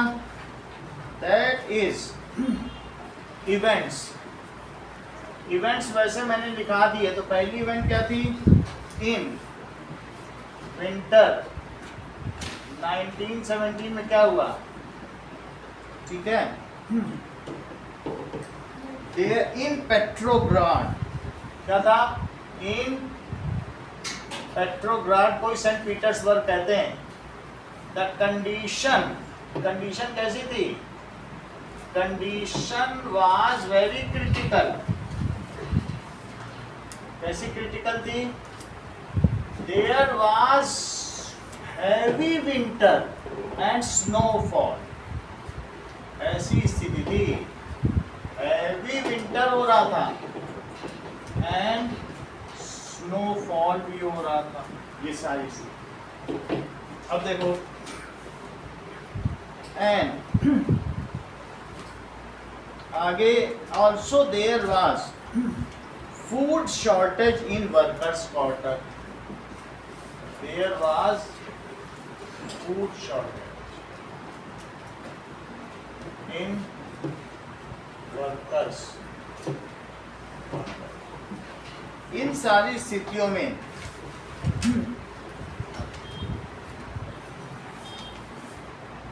जो जार था उसने क्या किया? आगे 22 फरवरी को, on 22 February, a lock out takes place at factory of river Neva. Lock out हो गया। Took place in a factory near river Neva. अब फैक्ट्री में काम क्या होगा? लोग सब लड़ने चले गए। अब वो सब सामान कोई बिकेगा तो नहीं, यूरोप में सब लड़ रहे हैं। जहाँ बस शर्ट पैंट और टोपी और जूते बन रहे हैं सैनिकों के, वही बस चल रही है। क्या बनेगा युद्ध में? और कुछ बनेगा क्या? कोई क्यों खरीदेगा? सबको खाने पीने की चीज़ चाहिए, फैशन की और सब चीज़ें चाहिएगा किसी को। बहुत सारी चीज़ें बंद हो जाती हैं युद्ध में, कोई नहीं खरीदता। फ्रिज कोई खरीदेगा क्या युद्ध में? फ्रिज भी खरीदते हैं लोग, जो रोजमर्रा में भी वो सब बंद हो जाता है। सिर्फ कपड़े जूते बनते हैं, खाने की चीज़ सब बंद। अब देखो, तो जब फैक्ट्री बंद हो गई तो क्या हुआ बताइए? तो the day workers in 50 factory, तो जब बंद हो गई तो ऑल वर्कर्स, कितने वर्कर्स? फ्रॉम 50 फैक्ट्री, एक दो फैक्ट्री नहीं, ठीक है, कलेक्टेड टुगेदर, ग्रुप्ड टुगेदर या गैदर्ड टुगेदर, और कहाँ मार्च किए बोलो, ठीक है, और डिमॉन्स्ट्रेटिंग, और डिमॉन्स्ट करने लगे, क्रॉस्ड नीवा रिवर, नीवा रिवर को भी वो कर दिया, ठीक है, टुगेदर क्रॉस्ड नीवा रिवर, और किधर चले गए बोलो, and entered in posh area, अमीरों के घर चले गए, बस्ती में गरीब अमीर के उधर चले, and entered in posh area, और ऐसा होते ही गवर्नमेंट इम्पोज्ड कर्फ्यू इमीडिएट, सरकार ने हाँ बोला सर क्या चाहिए, एंड एंटर्ड, ऊपर हैवी विंटर एंड स्नोफॉल, और फिर क्या हुआ बोलो, बर्फ भी गिर रही थी, एंटर्ड इन पॉश एरिया, तो गवर्नमेंट ने क्या किया बोलिए, इम्पोज्ड कर्फ्यू, कि तुम पॉश एरिया में क्या कर रहे हो, जाओ गरीबों की बस्ती, सर हाँ, on 25th February Duma was suspended by Tsar. अभी 22nd और 25th में होगा, अभी बस मैं इसके आगे आने वाला हूँ, कर्फ्यू आ गया, अब जब कर्फ्यू हो गया तो क्या हो गया, कर्फ्यू होने के बाद they came back on 24th and 25th, workers came back, चले आए, अब देखिए, they again cross river bank on 25th को क्या हुआ, 25th को ड्यूमा सस्पेंड हो गया, Yes, sir. on 25th February Duma was suspended by Tsar, Tsar Nicholas ने ये काम कर दिया, ऐसा होने के बाद on 26 फरवरी में क्या हो गए, वर्कर्स अगेन केम आउट, और जानते हो उन्होंने क्या किया, दैट इज बिल्कुल सही, एंड रेडेड, सिर्फ रेड नहीं किया, लूट भी लिए, टू पुलिस हेडक्वार्टर्स, 24 और 25 को लौट आए, मतलब जब कर्फ्यू हुई तो लौट आए, और फिर जब 25 को ड्यूमा सस्पेंड हुआ तो 26 को फिर चले गए, सही है ना, पुलिस को क्या बोला था, तो पुलिस को इन्होंने, ज़ार ने बोला होगा नज़र रखो, तो फिर उन्होंने पुलिस को ही अटैक कर दिया, ठीक है, उसमें से बहुत सारा सामान लूट भी लिया, and that is looted many items of headquarter. अच्छा, 3 मार्च को क्या हुआ फिर बोलो, due to these series events on 27 they ransacked the police officer, कुछ में 27 बोले, तुम्हारी बुक में क्या कह रहे हैं, 27 कह रहे हैं कि 26th, came out 26th and raided police headquarter on 27th February, 27 है ना, 26 को निकले, 27 को ये किया, और बोलो on 3rd मार्च को क्या हुआ, that is Tsar abdicated, second है, ठीक है, सेकंड करो, 2nd March, on 2nd March Tsar abdicated power and handed over to provisional government, and handed over it to provisional government. अब जब ये इवेंट्स हुई, ठीक है, इसके क्या इफेक्ट हुए, what were the effects of February revolution, तो इससे ये इफेक्ट हुआ था, monarchy was brought down, monarchy खत्म हो गई, और क्या क्या हुआ होगा, 3-4 इफेक्ट है, इफेक्ट्स, पहली चीज that is monarchy was ended, ये समाप्त हो गई. So that is Soviet leaders and Duma formed provisional government. Soviet leaders of Menshevik party. Now the Russia's future will be decided by Constituent Assembly. कौन सी destiny? Constituent Assembly. हाँ सही है. So, And Duma, that is Soviet leaders of Menshevik party and Duma formed provisional government. Provisional का मतलब लिखो अस्थाई सरकार. Provisional government बना ली.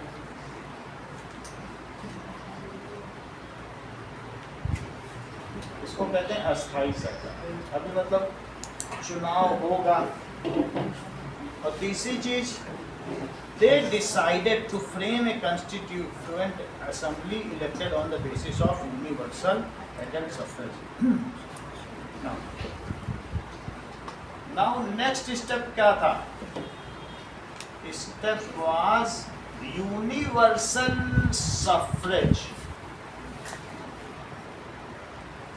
in Russia.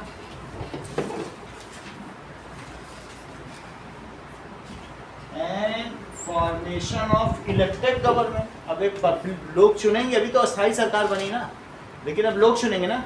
अगला स्टेप क्या था? That is universal suffrage. यानी यूनिवर्सल सफरेज का क्या मतलब होता है? Voting rights to all. ये बात जानती हो? And that is formation of elected government. अक्टूबर की क्रांति.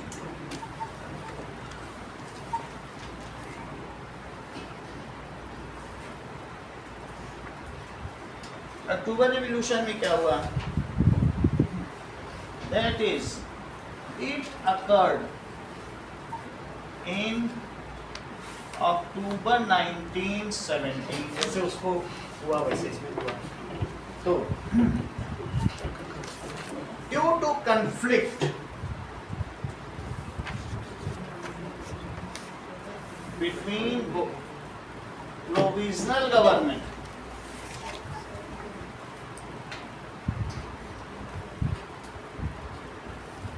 and Bolshevik party.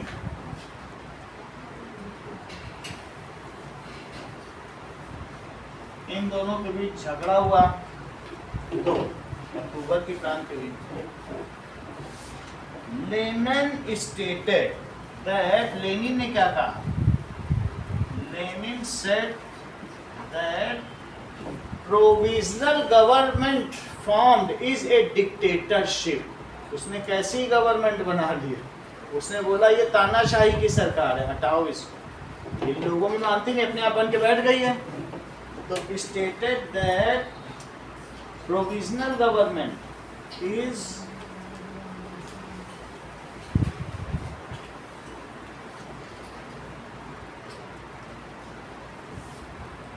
उन्होंने बताया is a dictatorship government. किसी को मानती नहीं है कानून को, अपने हिसाब से डिक्टेट करती है, जो मर्जी होता है आदेश देती है गवर्नमेंट. इसको कहते हैं तानाशाही. तानाशाही की सरकार, ऐसा बता दिया. बोल्शेविक सपोर्टर्स इन आर्मी, ठीक है, and factory all group together. Army में भी बोल्शेविक सपोर्टर. तो बोल्शेविक सपोर्टर्स कौन कौन? इन आर्मी, आर्मी के भी और इन फैक्ट्री. और वो क्या क्या है? Openly came in support of Bolshevik leaders.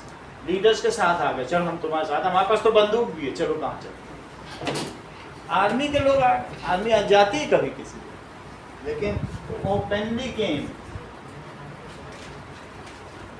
In support of Bolshevik party.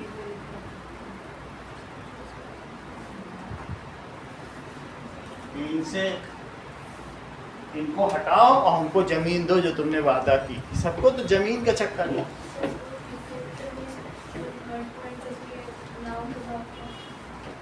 Now next step was universal suffrage. अब इसके बाद यूनिवर्सल सफरेज आना था। अब आगे देखो 24 अक्टूबर को क्या हुआ बताइए। That is military commander Leon Trotsky, ठीक है।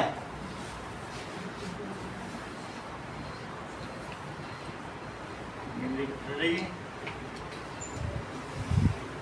कमांडर ट्रॉट्स्की, ठीक है। along with its military naval soldier, उसके अपने सोल्जर से came to नीवा रिवर, नीवा रिवर में आ गया with ship Arora, naval ship था, उसका नाम क्या था, नेवल शिप अरोरा के साथ आ गए।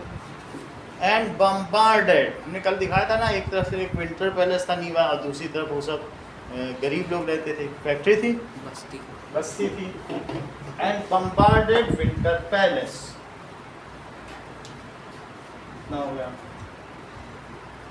इतना काम हो गया। उस समय तक केरेंस्की भी चुप नहीं बैठा था। केरेंस्की ने बोल्शेविक के 2 न्यूज़पेपर बिल्डिंग को अपने कब्जे में कर लिया। एट दैट टाइम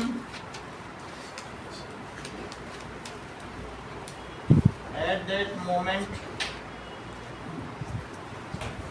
केरेंस्की, उसकी भी सेना आ चुकी थी, ठीक है। सीज्ड, अपने हथियार ली, seized 2 Bolshevik newspaper building, buildings of 2 बोल, जिससे कि वो न्यूज़पेपर ना निकाल पाए।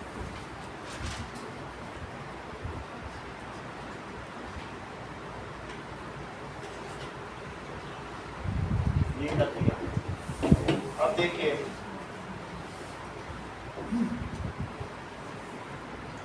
और उनको टेलीफोन और टेलीग्राफ ऑफिस में भेज दिया गया जो उनकी गवर्नमेंट थी।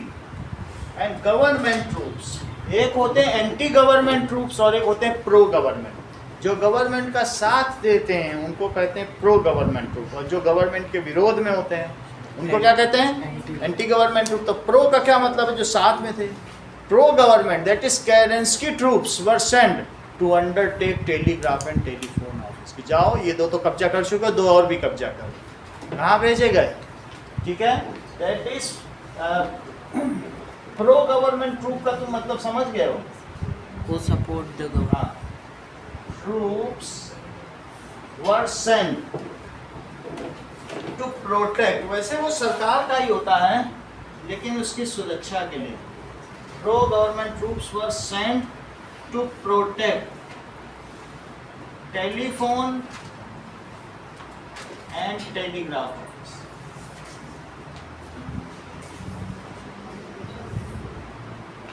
कभी मदद मांगनी हो तो पहले टेलीग्राफ से मदद मांगी जाती थी कि अमेरिका मेरी मदद करो, तो तुरंत वहाँ पर मैसेज छोड़ा जाता था, अमेरिका में पहुँच जाता था। उसको टेलीग्राफ, अब आजकल टेलीग्राफ नहीं चल रहा है लेकिन पहले चलता था। अब देखो, लेकिन तब तक बहुत देर हो चुकी। मिलिट्री रिवोल्यूशनरी कमेटी, जिसका कि लीडर लियोन ट्रॉट्स्की था, उसने क्या किया, shell, Aurora shell, at that time military revolutionary committee थी, जिसे मैं मिलिट्री कमांडर कह रहा हूँ। वो किसका लीडर था, मिलिट्री रिवोल्यूशनरी कमेटी का लीडर। आगे देखिए कि Aurora shell bombs over Winter Palace, अगली स्थिति क्या होगी, भाई उसने भी अपना काम किया तो वो भी करेंगे। Aurora shell bombs over Winter Palace, और फिर ठीक है, और शाम तक क्या हो गया, most of the ministers had surrender along with Kerensky, along with Kerensky जो कि प्राइम मिनिस्टर था, मोस्ट ऑफ मिनिस्टर शाम तक सरेंडर किए, एंड सरेंडर शाम तक सबका सरेंडर हो गया।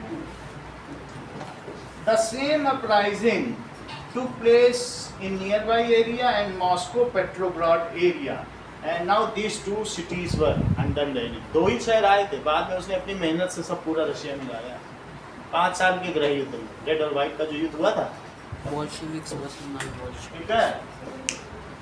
The same uprising या protest started in nearby area, और कौन कौन से, now Moscow and Petrograd, Petrograd को अब सेंट पीटर्सबर्ग कहते हैं, came under control of Bolshevik leader Vladimir Lenin।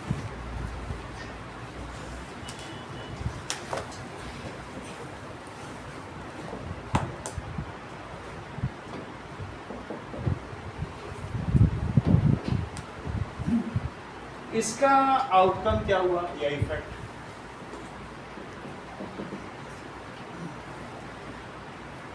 October revolution mark beginning of Lenin's rule.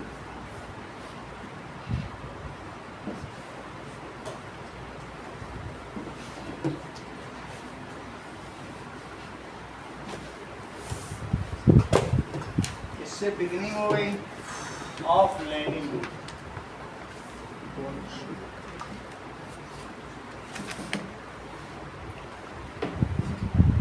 Over the Soviet, ठीक है।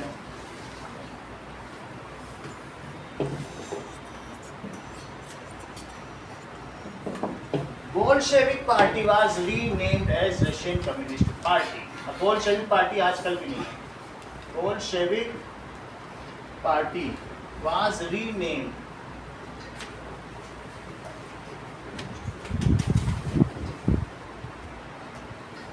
एज रशियन कम्युनिस्ट पार्टी, इसका ये नाम पड़ गया। इसके अलावा क्या हुआ, जैसे कि अभी आपको बताया कि most industries and banks were nationalised. Most industries, सभी को बोल दिया गया ये राजकीय industry, industries and bank were, 1 महीने बाद किया गया, इन नवंबर में किया गया, लेकिन अक्टूबर की क्रांति में ही इसे काउंट किया जाएगा। अच्छा, और क्या था, peasants were allowed to seize the land of landlords and nobility। उनसे बोला जिससे छीन सको छीन लो। peasants were allowed to seize lands of landlord और nobilities, उनकी जमीन छीनी जाने लगी। 90% जमीन तो उन्हीं के हाथ में।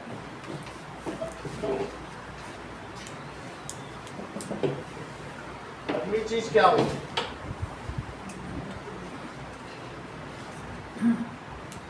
जो use of old titles of aristocracy, जैसे किंग, बहादुर, लोग अपने नाम के आगे नहीं लगाते हैं, राय बहादुर, बोले ऐसे ओल्ड, ऐसे इंडिया में भी दिए थे अंग्रेजों ने बहुत सारे टाइटल, ऐसे वहाँ भी दिए होंगे जार ने, वो सारे टाइटल छीन लेगा, बोले कोई यूज नहीं करेगा। Old titles given by aristocracy were ban, जो सम्मान देता था ना राजा, बोला कोई अपने नाम के आगे वो ना लगा।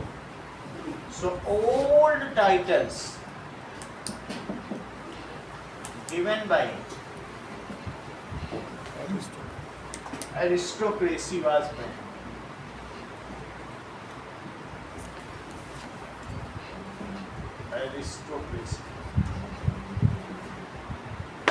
Aristocracy का क्या मतलब होता है? That is rule of riches. अमीरों के शासन को क्या कहते हैं? Rule of nobility. That is were banned. उसके आधार पर वो कुछ ना कुछ फायदा लिया करते थे, लेकिन वो बैन हो गया। ठीक है, अब देखिए कि ये सारी चीज हुई। क्वेश्चन नंबर 5 क्या है? What were the main changes brought just after October revolution? बहुत सारा तो इसी से मिल जाएगा, रिकंसाइल करा दे रहे हैं। तो क्या क्या चीज ऐसी हुई होगी अक्टूबर रिवॉल्यूशन के तुरंत बाद? पहली बात तो रशिया युद्ध से हट गया, वर्ल्ड वॉर 1 से, उसमें पता नहीं क्यों। What were the main changes?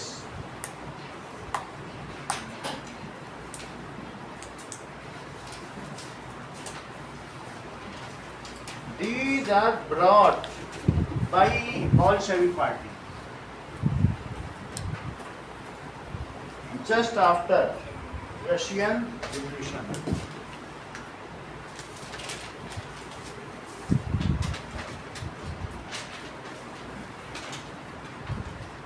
October Revolution.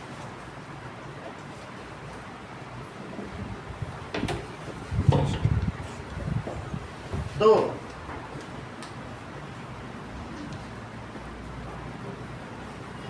अब ये कुछ चेंजेस इसने किए अक्टूबर रिवॉल्यूशन में।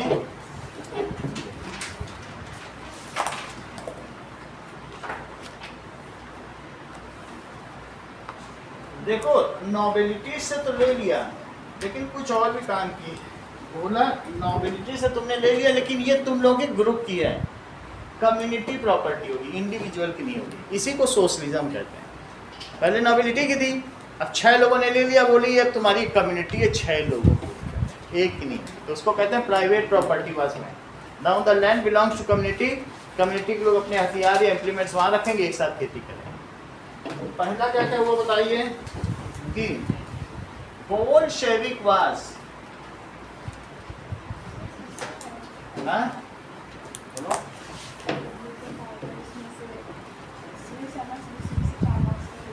4 मार्क्स का है ना।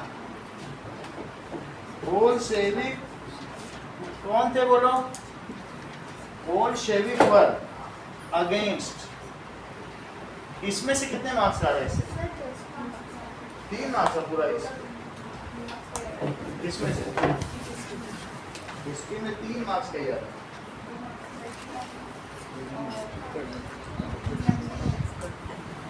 सिविक्स में से, सिविक्स में 10 का,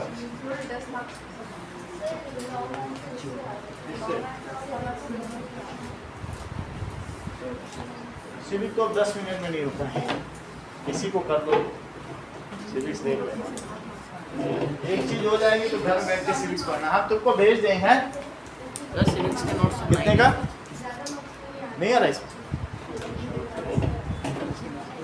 थोड़ा सिविक्स में भी कर लें। चलो मैं आपके पास जो आपका चैप्टर है बता दूं, मैं उसके वीडियो भेज दूंगा, आप घर में देख लेना, छोटा नोट्स भी दे।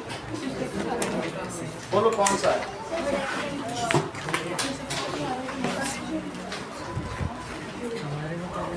सेकंड नाम बताओ। कॉन्स्टिट्यूशनल, चलिए कॉन्स्टिट्यूशनल डिजाइन है।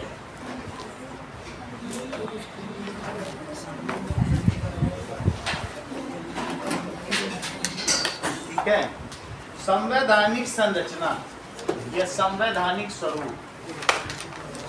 जो हमारा संविधान है इसका क्या स्वरूप है। चलिए देखो बुक है, कुछ चीजें हटी हैं।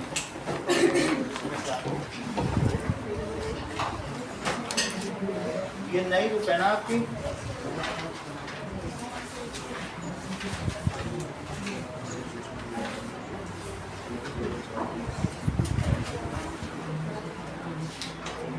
ओके। अब देखिए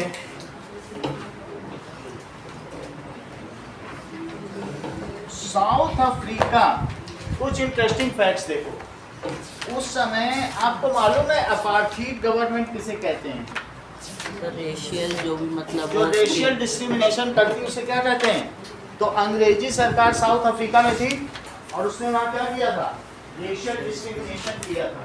तो वहाँ नेल्सन मंडेला वहाँ के रिवोल्यूशनिस्ट लीडर थे और उन्होंने उनके अगेंस्ट लड़ाई की और उस गवर्नमेंट को हटा दिया।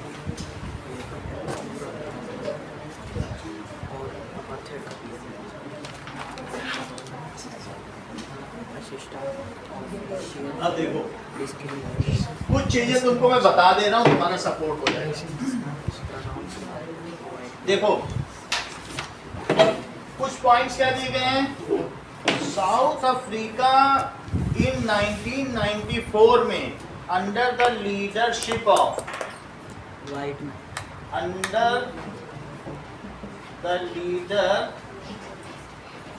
Of Nelson Mandela. Nelson Mandela को भारत रत्न भी दिया इंदिरा गांधी ने, मेरे समय की बात है। नेल्सन मंडेला तो ठीक है, अंडर द ठीक है गॉट इंडिपेंडेंस। किससे इंडिपेंडेंस पाई बताइए?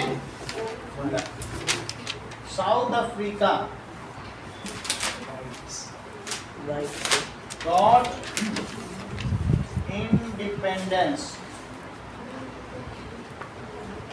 from apartheid government।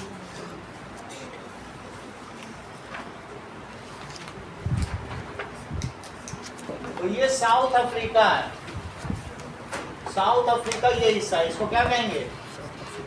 और इसकी राजधानी क्या है? जोहान्सबर्ग। इस आप ये समझिए इसके 3 शहरों में इंदिरा गांधी ने ये महात्मा गांधी ने पैदल मार्च किया। सही है। तो इस तरीके से किससे वो लोग इन्होंने आज़ादी पाई? अंग्रेजों से। वो वहाँ के ब्लैक लोगों को कार्ड दिया करते थे, जैसे हमारे होता है ना blacks and dogs are Indians and dogs are not allowed. Beaches में लिख दिया था सीट्स में कि भारतीय और कुत्ते यहाँ नहीं आ सकते। हर जगह लिखा था जितने भी रिक्रिएशनल सेंटर्स। तो ये मतलब वो हमको कैसा मानते थे? वो हमको वर्मिन्स मानते थे। इवन जब हमारे यहाँ के 30 लाख लोग कीड़े मकोड़े, तो वो आप विंस्टन चर्चिल के बारे में तुमने सुना है? yes. कि जब 30 लाख लोग बंगाल में मर रहे थे तो वो वहाँ अपनी टेबल पर बैठकर ब्रेड और शराब पी रहा।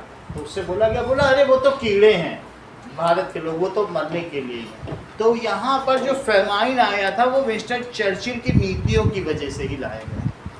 यहाँ का सब अनाज उस समय बंगाल पर भेज दिया गया था। कहाँ भेज दिया गया? इंग्लैंड भेज दिया गया। तो उन्हीं के अंडर में थे। और हमारे यहाँ 1920 में इतने लोगों की बंगाल। अब देखो वहाँ का जो कॉन्स्टिट्यूशन है फिर उन्होंने कैसे ड्रॉ किया, तुमको मालूम है? बड़ा इंटरेस्टिंग कॉन्स्टिट्यूशन है।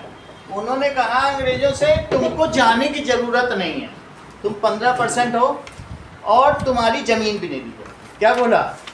हम तुम्हारे साथ आदर का बर्ताव करें। देखो कितने चतुर हैं।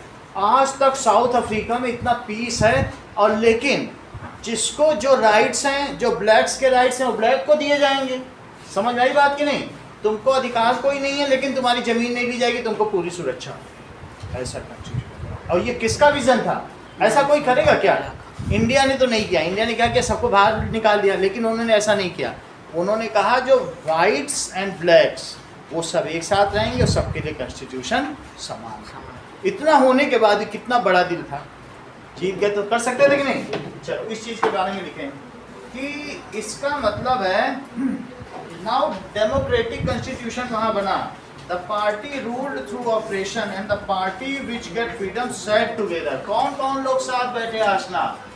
The party which ruled together, ठीक है, विच, उसने क्या किया? विच रूल्ड थ्रू ऑपरेशन, जो जिसने दमन किया। ऑपरेशन का क्या मतलब होता है? And the party, national Mandela की जो पार्टी थी उसी ने तो फ्रीडम दिलाई। And the party who got freedom set together to frame constitution. दोनों साथ बैठे चलो संविधान बनाए।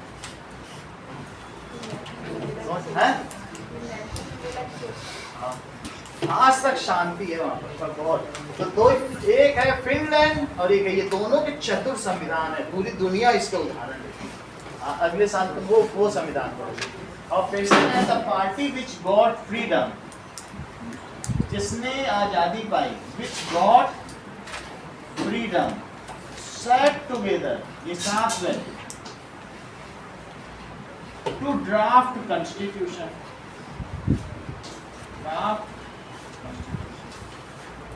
इनको नोबेल प्राइज भी दिया गया इंडिया की तरफ से। बदला देखिए, आफ्टर, अब एक कॉमन कॉन्स्टिट्यूशन बनाया गया after 2 years of discussion and debate, the finest constitution, ये विश्व का सबसे अच्छा संविधान है आफ्टर 2 years ऑफ डिस्कशन। और बोला जाता है इसमें सभी मानवीय मूल्यों का निवेश है। After 2 years of discussion, one of the finest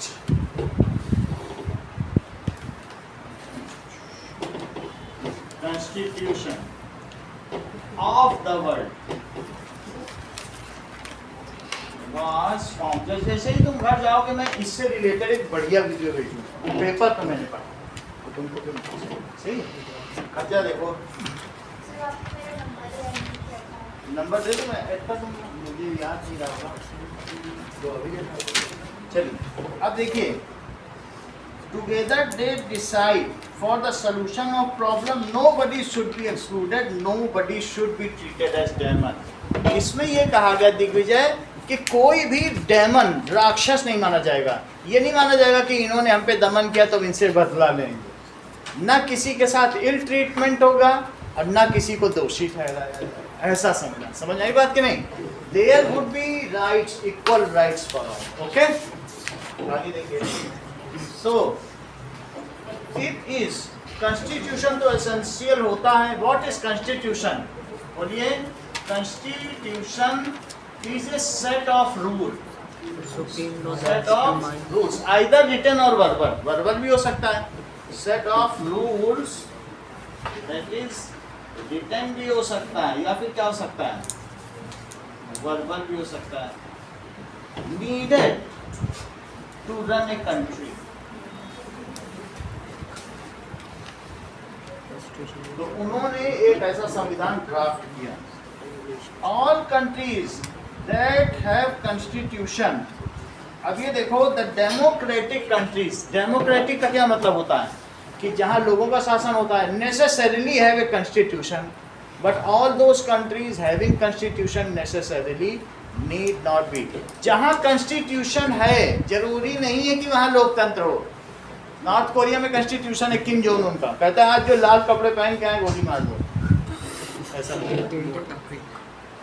ठीक है कि नहीं? ऐसे लोग हैं। तो वहाँ पर लोग फिर अगले दिन पूछते हैं आज किसको गोली मारे, बोले आज नीले वालों को मारे, ये लग जाएगी उसमें, सही कि नहीं?